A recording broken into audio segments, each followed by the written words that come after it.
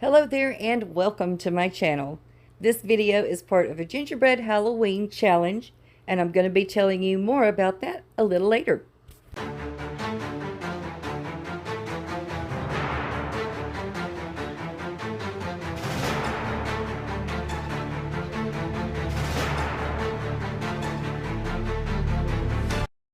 I'm going to be reusing these little birdhouses that I painted and added to some cordial glasses. I did this spring of 2021. Yes, 2021. I'm going to try to get these off the top of the glasses. If I can't, I'll just leave them on there. This one I have loose. And yeah, I'm going to be turning them around like so to make little gingerbread Halloween houses. I was not successful in removing the houses from the cordial glasses. Apparently I used E6000 or Gorilla Hot Glue, whatever the case. I'm going to be and I'm painting around the Spanish moss. I like that there. I think it would be too much mess for so little payoff if I took that off and glued it back on. So I'm just going to press that back as well as I can. And I'm going to be painting the houses and the stands with hazelnut Waverly chalk paint. I'm not going to let you sit through this boring process, so I speeded it up, and I had to do 2 coats of the hazelnut to get good coverage on the houses and the stands. This video is part of an open challenge that's being hosted by myself and my friend Becky over at Simply Becky DIY, and we're doing gingerbread Halloween decor. I'm leaving a link to Becky's channel in the descriptions, along with a link to this playlist.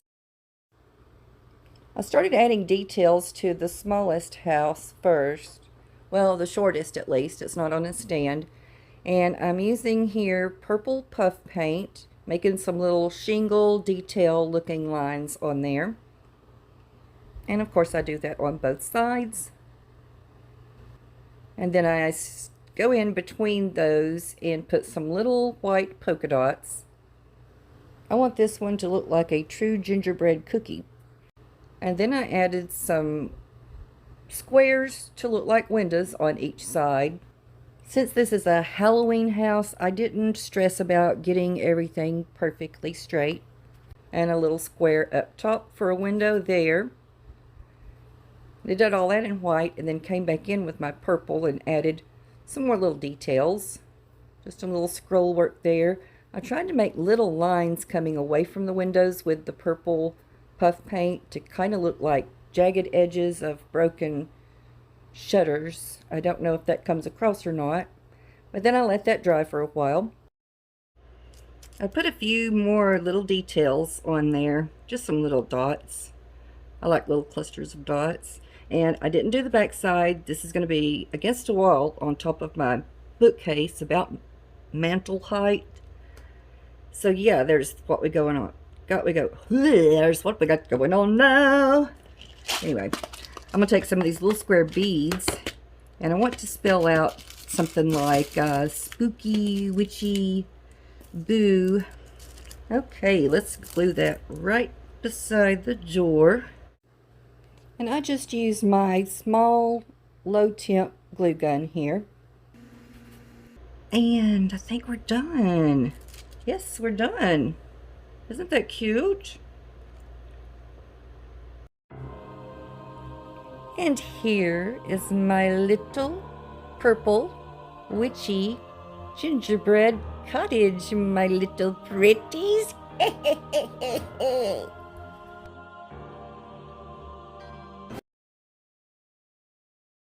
Now I'm going to skip ahead to the tallest one, and see, I haven't painted the roof on that because I have something in mind there. I've got Spanish moss here, but I want to put some green moss on the top. I may add a little Spanish moss in too.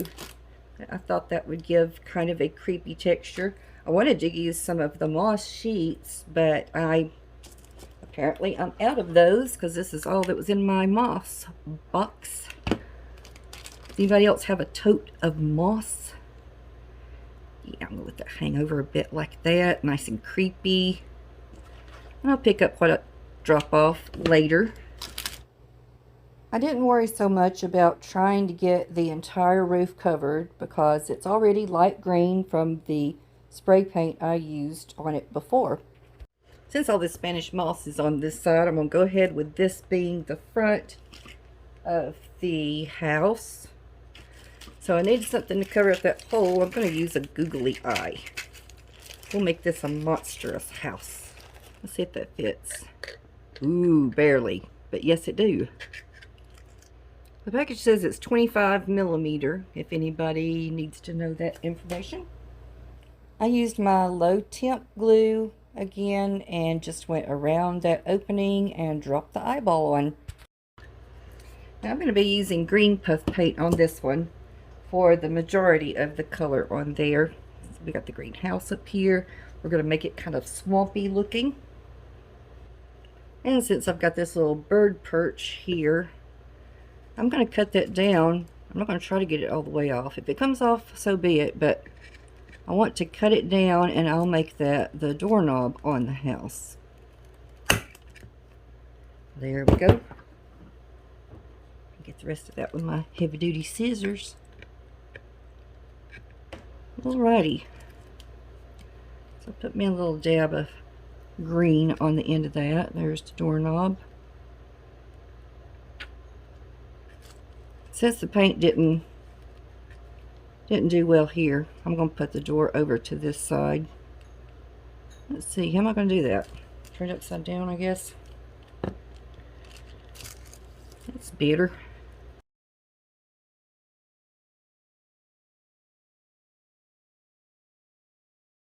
I think I'll do a couple of windows with this. No. Yes. No. Yes. I made a small window on each side of that door with the puff paint, and again, I wasn't worried about trying to get it perfect. You know what? I'm going to go ahead and color in that door. Make it all green. I'm going to get a Posca marker to do some smaller detail for that. It's a different color green, but so is the roof. I'm going to go like this right here.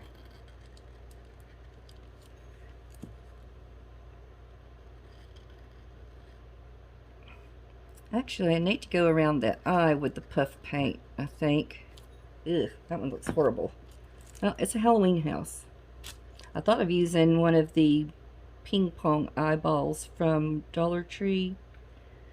When I put it up to it, it was just too bugged out.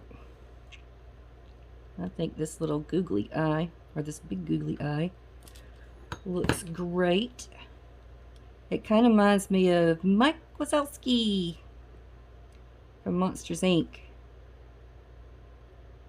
And covering the glue, it kind of oozed out underneath that. And I think I'll do some little dots on this roof line here.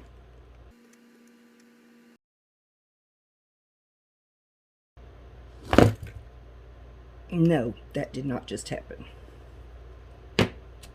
Are you okay? Yes, he's okay. I'm going to go ahead and put some Spanish moss on the sides of that because this one's going to be towering over the other two, so these sides may show. So I'll just put some little clumps there. And I was thinking if you wanted to make one of these that are actually edible, you could use broccoli for the roof. I'll put little clumps about that size. I probably should put my windows on first. Wow, there's a big stick in my Spanish moss. Okay, don't need that. I'll just do a clump of this on each side after the windows. So let's see. I probably should have used my Posca marker on the windows on the front. I just did 2 small windows on each side, and I didn't bother with even trying to get them even. I'm going to do some black shutters on these. Make them look all broken up. Yeah, I'm okay with that. I'm going to come on down with the green and make some squiggles running down.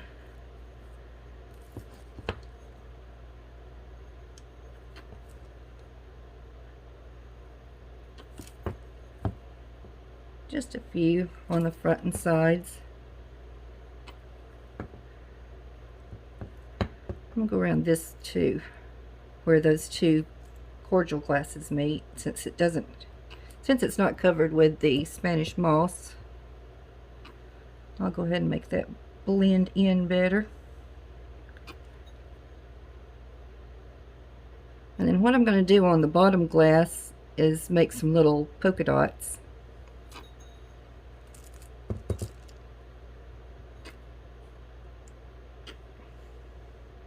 Or make them different sizes.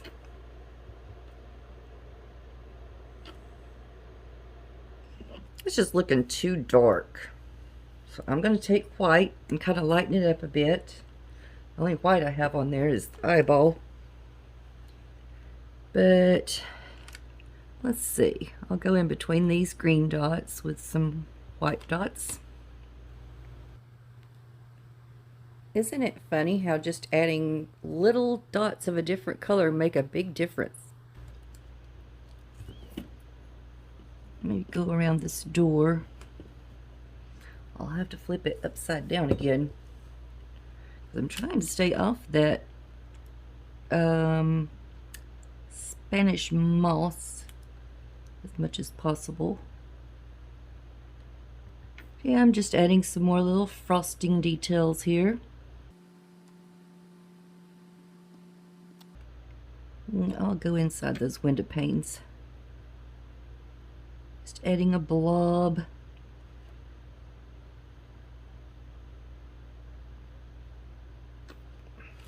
That helped a bit.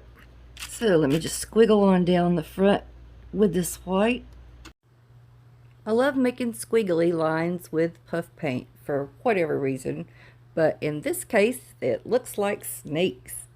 Maybe a white dot in the center of these. Yeah, the Posca markers just, they don't show up very well because the house is so dark. I forgot I was going to use this ponytail holder, or the beads off of it anyway. I just thought that it could look like some candies, because I don't have any candy on this. Just frosting. Well, it was just frosting on the first one too. But the next one's going to have candies. So I'm just going to stick these in. One on each side of that, I think, to bring some more color down here. And there you have my green monster gingerbread house.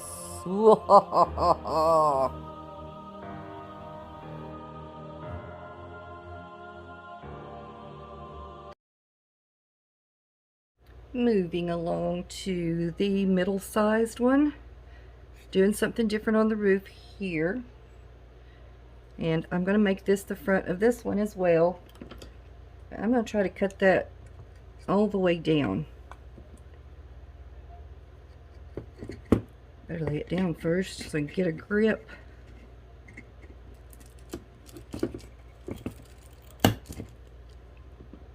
Close enough. That's alright. And what I'm doing with this one is using some of this polka dot paper from Hobby Lobby. This one's called Textured Fall Polka. Let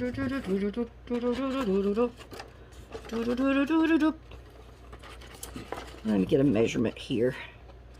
And then I'll cut all the way down. I'm going to go a little bit over. I'd rather have a little too much than not enough. And I can sand those little edges off. The reason I like this paper for this project is because it reminds me of Reese's Pieces or M&M's. And in hindsight, I should have just cut 3 pieces, making one piece go over the top part of the roof. I'm going to use Gloss Mod Podge, but it doesn't really matter. what type you use. You could even use your glue stick, Elmer's glue. I wouldn't be opposed to using that if needed. I'm going to put me a thin layer.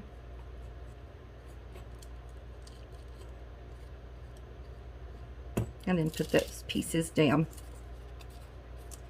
See what I want at the top. I guess that full circles at the top. Now I'll smooth that down.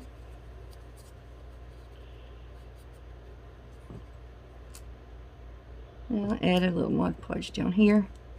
And I see that I missed painting that eave of that upper roof. So I'll just do something with my paint there to cover that up.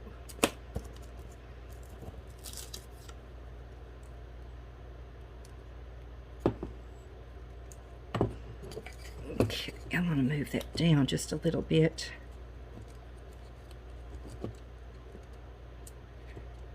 And I'll do the same thing to the other side. And then once it's dry, I'll come back and use the emery board to file down those edges. I cut off the excess pieces that were hanging over before starting this.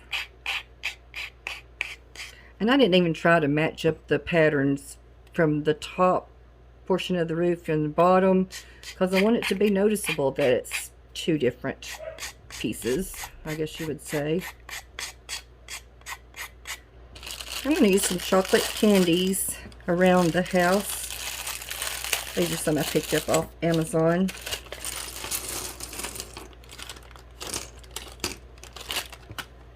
And I want to go with the darkest ones. Let's see, do I have anything big enough to cover the hole? Well, yes I do. That's perfect.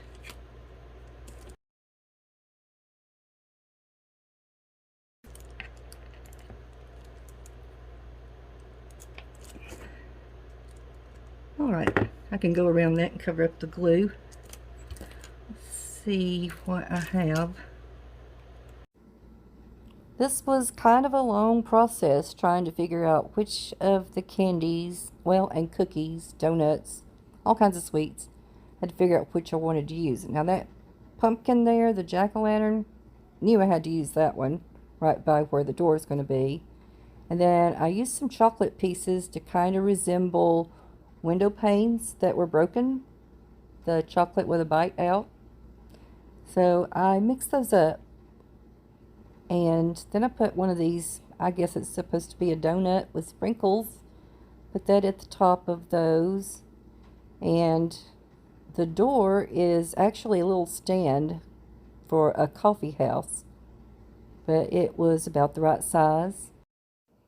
I have some macaroons that are, well, I've got a few chocolate, a few orange. So I decided to go with that orange because I needed to brighten that up a little bit. And I put 2 on each side of those. With those, I should say. And I put the chocolate ones around the very bottom of the stand, along with the one orange that I still had left over. So I just went around adding more candies wherever I thought I needed some. I came in with some white puff paint to brighten everything, just like I did with the last house. And I just went around the door and that button chocolate at the top. Just doing some little patterns here and there. And once I had about all the candy that this house would hold, I was done. And there's my cute little, what I would call more traditional Halloween colored gingerbread house. And yes, this witch can be bribed with chocolate. Before I get into the final reveal of all 3 of my gingerbread houses, I want to invite you to join myself and my friend Becky for the second Thursday craft collab. We've got a schedule of different things we're doing every second Thursday of the month, and we would love to have you join us.